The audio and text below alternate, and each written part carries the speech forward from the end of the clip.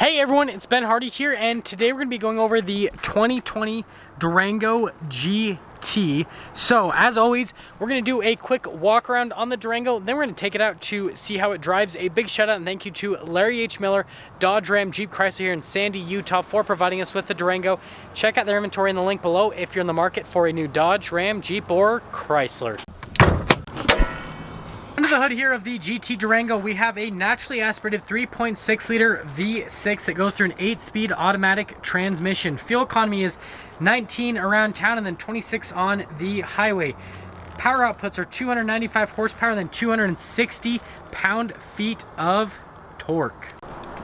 Finish things up on the front end of the GT Durango. So you can see this one does not have the sport hood added, so it's got the traditional hood on it. I like the lines on it, makes it look a little bit more muscular. You can see you've got the lights here. They do come standard with halogen projectors, but you can get upgraded to LED projectors, LED accent lights just down below. You've got the front fascia that is borrowed from the SRT, and see there's an RT right next to it. Same front fascia right there, and then you can see there's little fog lights just down below at the bottom. But let's head over to the side now. Around the side here we have these blacked out rims, 20-inch in size, 265mm tires in the front and the rear as well, so pretty good setup. I like the brakes. If you buy a Durango, paint the brake calipers, because with the black rims, that'd be cool. You could, and also I know it's pretending to be like an SRT if you do it red, but I still think it looks cool. Anyways, you can see you've got the nice little mini fender flares right there, and then everything is pretty much body painted. This one does have the black top package, so mirrors are going to be black instead of the octane red that this is finished in. Here's our key fob for this GT Durango. Lock and unlock, and yeah, that's it. So let's actually go to the rear hatch. So this one is just hydraulic lift.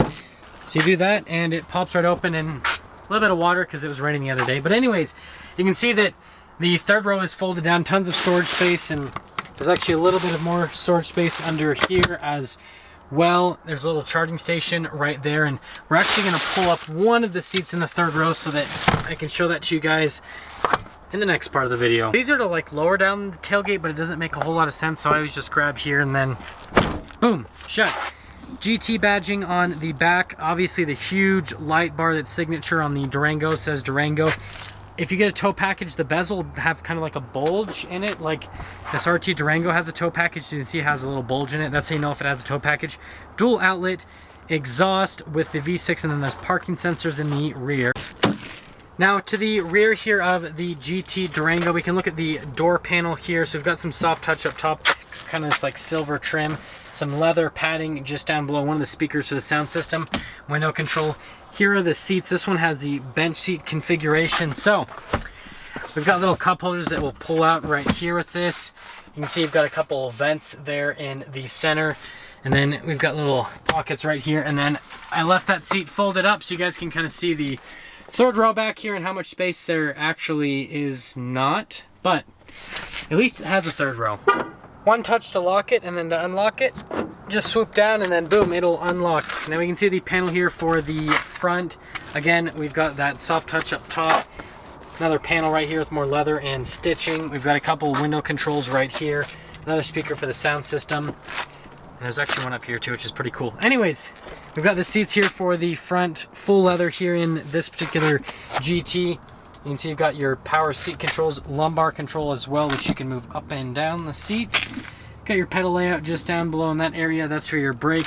That's your gas cap release, your light controls. These are the screen dimmers, and then the steering wheel is going to be manually adjustable. Start up the Durango, just put your foot on the brake, push the push start, and it'll say Durango there, and the gauges will do a sweep. We've got a couple controls on the steering wheel. We've got our cruise control over here, and then this is for the center stack right there. You've got your voice command controls, and then it is full leather on the steering wheel. This is a little bit smoother leather, whereas this is grippier.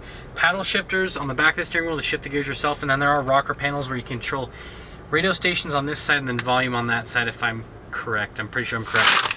Turn signal, windshield wiper stock is just right there. Our gauge cluster, so over on the left side you've got the RPMs, you got the speed in the center, you got like a little temperature gauge, fuel gauge right there. But you can see that there's a couple different menus that you can kind of scroll through to give you different bits of information on the vehicle. Pretty easy to use in general and pretty configurable. You did see that it does have auto stop start as well. Here's our center touchscreen. This is the 7-inch display. As you can see, it functions pretty similarly to the 8.4 inch. My favorite control is the headrest fold. So your kids being annoying in the back, well, bam, hit him in the head with the headrest fold. Anyways, dual zone climate, and then this does come with the backup camera, so it's got little trajectory lines on it as well. Pretty simple to use. You got your media, controls tab, all that. Really good touchscreen. Just the 8.4 inch being just a little bit bigger is more user-friendly just due to size. Analog radio controls just down below. Analog climate controls for the dual zone climate. You got your stability control. Right now it's in what's called normal, or sorry, eco mode. If you turn eco mode off, that's normal mode. And then sport mode on would be sport mode. Stability control, auto stop start, parking sensors. You got a couple charging stations with a little 12 volt right there. And by the way, when I press this, you can see it'll pop up right here, sport mode. And then you can, yeah, toggle between the two, and it gives you a little racing flag too, so nice. That shifter for the 8-speed automatic, it does have a manual shift mode if you want to shift the gears yourself. A couple cup holders right here, and also you got the paddle shifters for that manual shift mode. Leather center console right here, which you can open up just the top, and then you can do the other lever right there to open up the full console. There is a 12 volt in here, and it is all lined with felt. And while we're on storage, let's go over to the glove box, which again is lined with felt and has a decent amount of storage space within it. It's got that more of that silver trim just up above. So up top we got our light controls, little sunglass holder as well. You got a couple microphones for the Bluetooth. You can get a regular sunroof. No panoramic option is available. And I forgot to mention, you can see the climate controls up here. There is a climate for the rear passengers, so you can control that from the front as well. But yeah, pretty simple. Now we are going to wrap up things with the GT Durango by going over pricing. So this particular GT Durango stickers for about $38,000 before any type of market adjustment. And if you're wondering how it has so many features and it's so low priced MSRP wise, this Durango is 2-wheel drive. I don't know why we have this Durango. I think the manufacturer just gave it to us. I don't know. But yeah, it's 2-wheel drive. That's why it's so inexpensive. So maybe we can try to drift it. No, just kidding. But let's take the GT Durango out to see how it drives.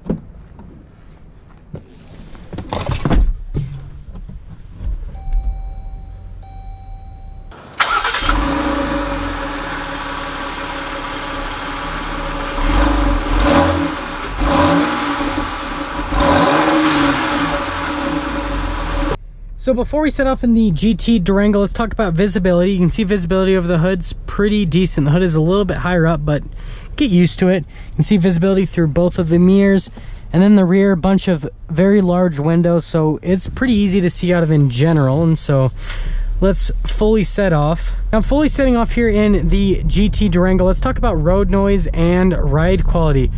So ride quality, it's actually really smooth. The Durangos and the Grand Cherokees were built off of a Mercedes-Benz chassis they still use to this day. Hopefully they will redesign them soon. But ride quality is really smooth. There's not a whole lot of road noise that comes through. I'm noticing this is a little bit noisier than like a Grand Cherokee, for example, but it's not bad by any means. Now let's talk about steering. So you can see the steering is really direct actually for an SUV. Very light and effortless, but I mean it goes right to it. And there is a little thing in the touchscreen where you can kind of customize the steering. This feels like it's in the normal setting, so you can make it a little bit tighter, a little bit looser than this, but I think this is kind of like the perfect right in between, and it's probably why it's called normal setting, guys. So we're gonna put the sport mode on. We get the checkered racing flags, and we are ready to go in our 2-wheel drive minivan, whatever this is. Okay. And of course someone gets in front of me. So let's try that again. Let's have a take two. Okay. So in the sport mode I can notice the shifts definitely quicker. Everything seems quicker on the Durango in general. Acceleration is pretty good.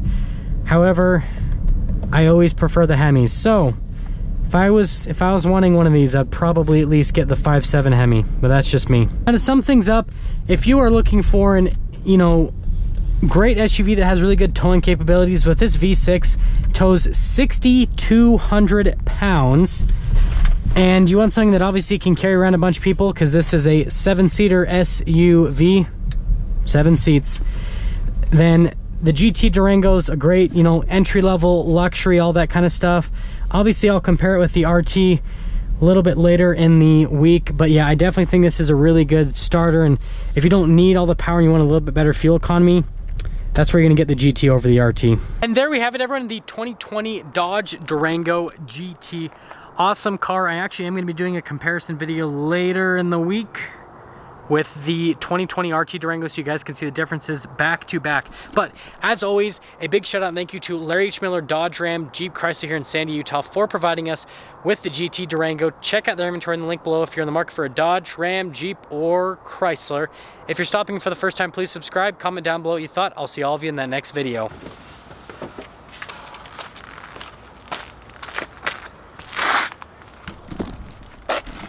This thing needs a Hemi.